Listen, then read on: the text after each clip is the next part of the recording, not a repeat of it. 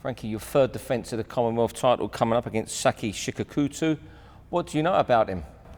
I've never seen him. I've seen him on an interview, that's it really. But we got Jason McCloy, the matchmaker, in touch. He's I think 5'7", so a couple of inches smaller than me.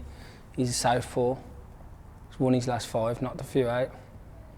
So decent opponent, especially for the Commonwealth title. But I've got to make a defence soon, or they've just stripped me of it. So I don't want that happening. I worked hard to get my belts, so I don't just want to give them away. So it's a good fight for a Commonwealth title. Yeah, another southpaw. Do you find him awkward to fight? Not really, no. I'm all right with him. It's just David Barnes. He was a bit awkward, but only for the fact that he didn't want to know. So it was all me doing everything, which made it hard. If he would have been coming to have a go, then he would have opened up a bit more and I would have landed a lot more. But he wouldn't, so he didn't. Yeah. And how are your preparations gone? Oh, great, yeah. Perfect shape. Weight spot on. Sparring's been good. We've had Thomas Talker down, Joe Hughes, Chad Gaynor, who's on the verge of a British title. So it's gone good, yeah, really good. And what is it? The last couple of weeks leading up to the fight, have you been living at Tom Chaney's house? I'm moving from tonight, 3 weeks before, yeah. And I'm going there sometimes to get out. And I'm a bit heavy and I've got to lose weight, but I'm just going there perfect now, ready to fight. So I'm good. After this fight, are you looking at holding on to the Commonwealth title, defending that again, or do you think you need to move into world level now? I'm not just going to give them up, no. Well, and the British, because they keep me busy if nothing else is available at the time. But for the meantime, in the meantime, I want to move on. Yeah, I want a world title eliminator or even a world title shot. Obviously, the WBC and WBA are gone now, and the WBO are gone for the next, for the foreseeable future. And the IBF, so there's no titles about at the moment with Porter Brook, Pacquiao Bradley, Mayweather Medina, so nothing's going to come available now till September at least. So I'm going to have another fight in June, so hopefully we'll get an American over, or even final eliminator. There's that Bethel Yashona we were talking about. He's number 2 in the WBO. I think there's that Iron Dan or something from Romania, but he's based in Canada. He's number 2 or 3 in a couple, and I'm getting there now, 5 and 4s and 8s. So I'm ready. So if I get a world title eliminator, I'll be happy with that. In the meantime, because I know I'm fighting in Birmingham or around there in June. Oh, that'd be fantastic for you to fight in your home area, won't it? That'll be brilliant. Yeah, really good for me. Yeah. You talked of world titles. Do you think realistically it might be early 2015 before you get your shot? It could be, but I don't see why it shouldn't happen before. As long as I get that eliminator in June, as long as I get that, it should happen really, because Bradley and Pacquiao, forget the WBO, and they're going to be looking at something different. They're not going to be looking at nothing big after such a big fight.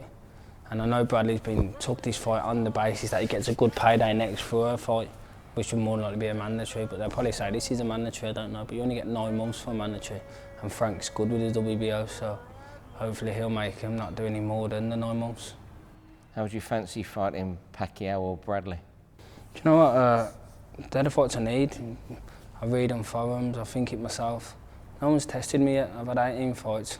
I've had a couple of bad performances.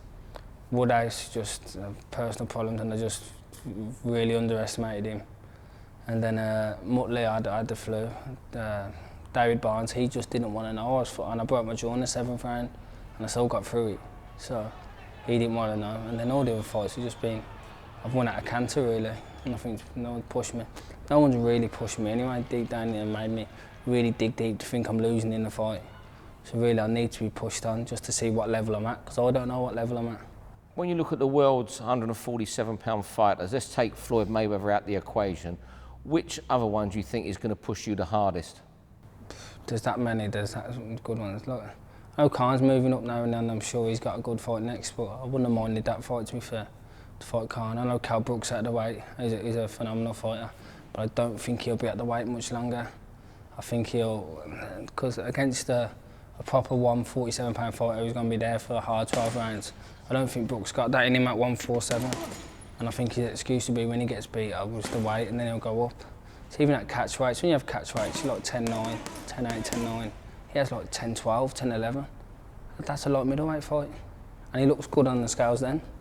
So, and when you see him at 10-7, he does look dead on the weight. People say, oh, he looks great. He doesn't look great. Look at his face. He doesn't look good.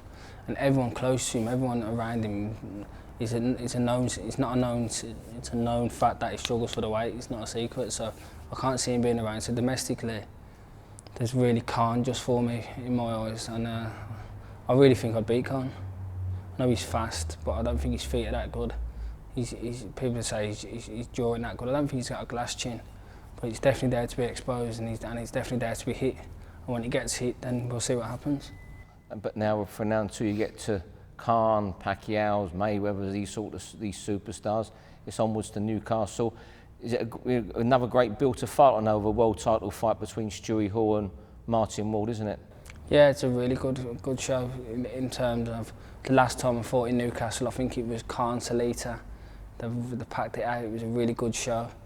And people in Newcastle, I love it up there. My mate Craig Gardner plays for Sunderland, so I've been up there quite a lot, and it's a good time. Really nice people. Are any of the Sunderland players coming to cheer you on at home that day? Craig Gardner will be there definitely, and Gary Gardner will be there, his brother from the Villa.